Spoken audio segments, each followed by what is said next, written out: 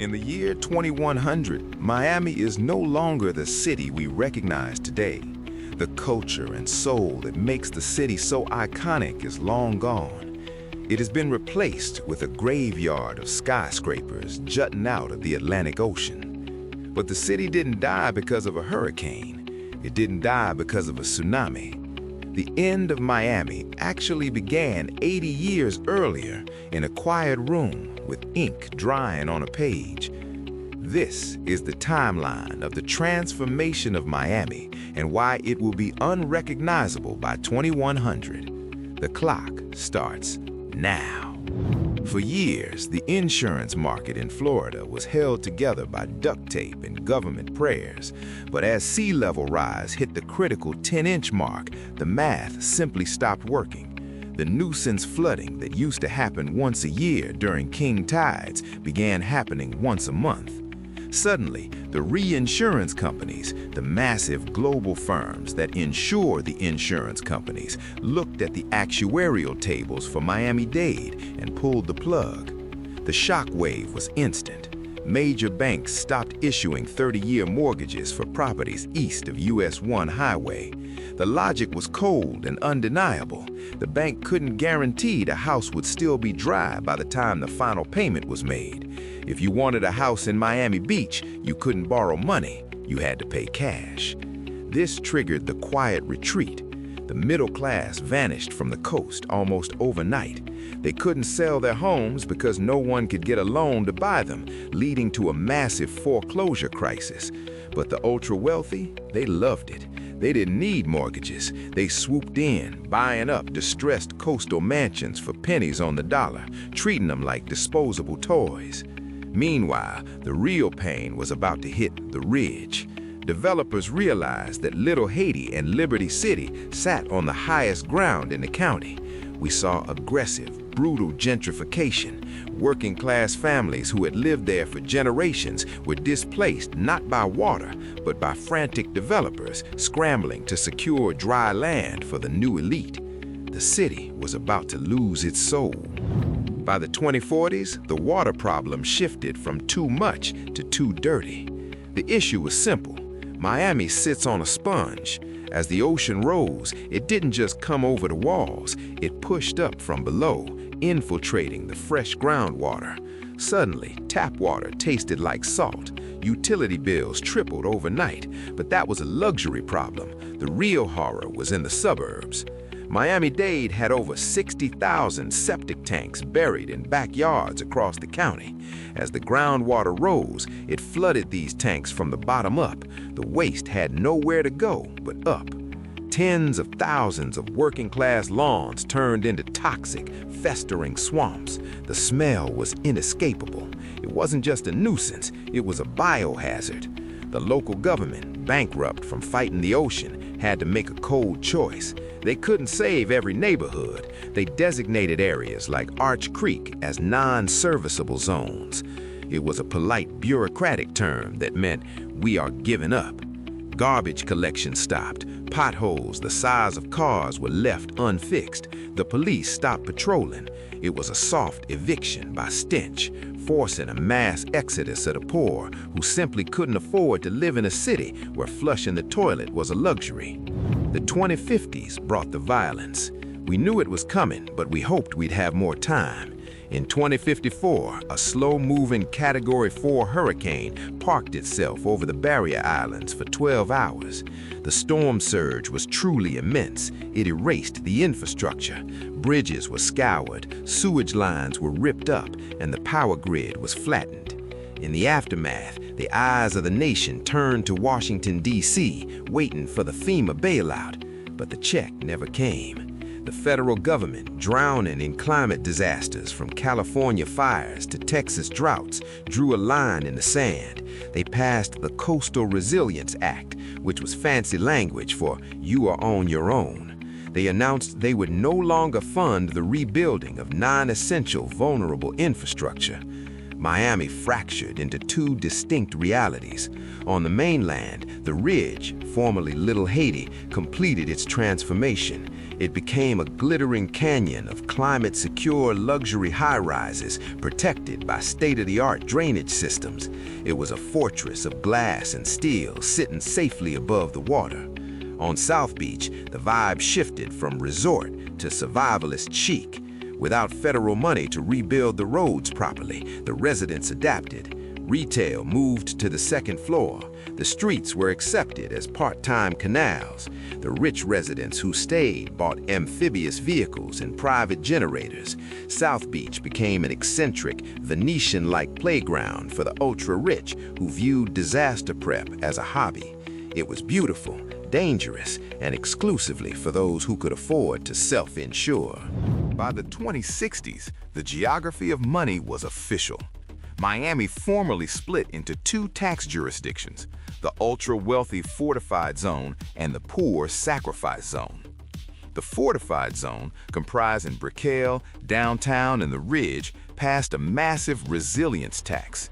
They used this money to build the Miami Wall, a 12-foot concrete barrier wrapping around the financial district. But here is where science betrays them. Miami isn't built on solid rock, it is built on limestone. You can build a wall as high as you want to stop the waves, but the water just flows under the wall through the porous rock and bubbles up through the storm drains. So the seawalls had to be paired with massive industrial pumps. We're talking about engines the size of locomotives, running 24/7, sucking water out of the ground and spitting it back into the bay. The sound of Miami, of salsa music or crashing waves, was gone. It was replaced by the low, deafening hum of diesel pumps. Meanwhile, west of I-95, in the Sacrifice Zone, there were no pumps. The suburbs of Sweetwater and Doral were abandoned to nature. We saw the rise of aquatic squatting.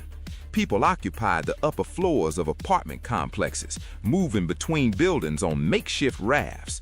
It was a lawless, waterlogged frontier just a few miles away from the dry, air-conditioned luxury of the Fortified Zone.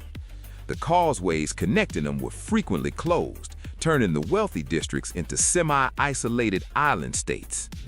In the 2070s, sea level rise hit the 4-foot mark. This was the tipping point. The ocean finally reclaimed the lowlands, officially severing Miami from the Florida mainland. Miami was no longer a peninsula, it was transformed into an archipelago. The map of the city was rewritten. What used to be a continuous urban sprawl was now a collection of concrete islands connected by elevated viaducts. Standard cars became useless. If you lived in the Miami archipelago, you owned a high-clearance vehicle, massive lifted trucks with snorkels, or you took the air taxis that buzzed between the towers like dragonflies. This changed the psychology of the city. It became a high-clearance society. The street level was surrendered to the tides. It became a barnacle-encrusted lower city, a dark, damp maintenance layer, accessible only at low tide. The wealthy lived entirely in the sky, 30 feet above the water. They had their own parks, their own schools, and their own walkways connecting the towers. They never touched the ground. They looked out at the ocean, but they didn't interact with it. The water that surrounded them was polluted, dark, and filled with the debris of the drowned suburbs. By the 2080s, Miami had lost its permanent soul.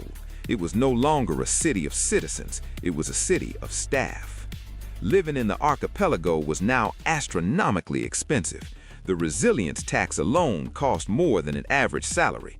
This meant there was literally zero working-class housing left within the city limits. But a luxury city still needs cooks, cleaners, and maintenance crews to keep the pumps running. So where did they sleep? The solution was the Inland Link, a high-speed rail line connecting the coastal fortress to dry camps deep inland near Orlando.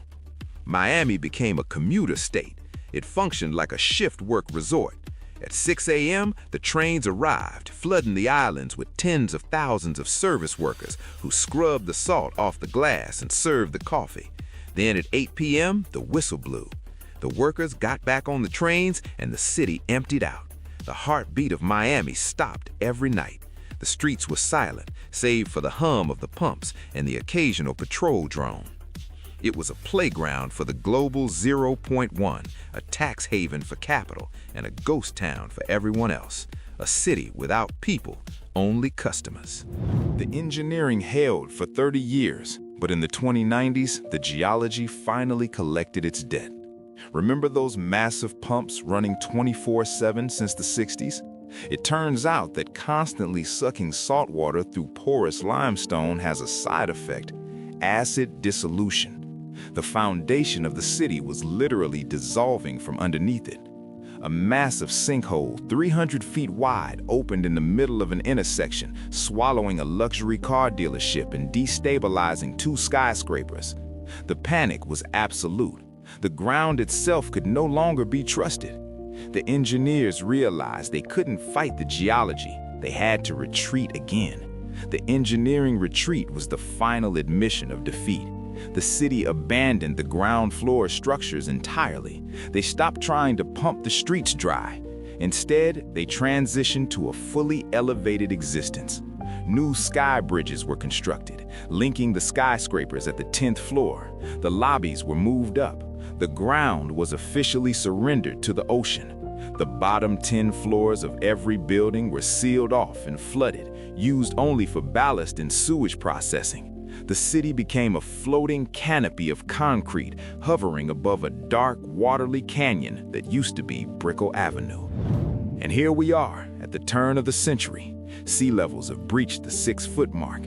If you fly a drone over Miami in 2100, you don't see a disaster zone. You see the American Atlantis.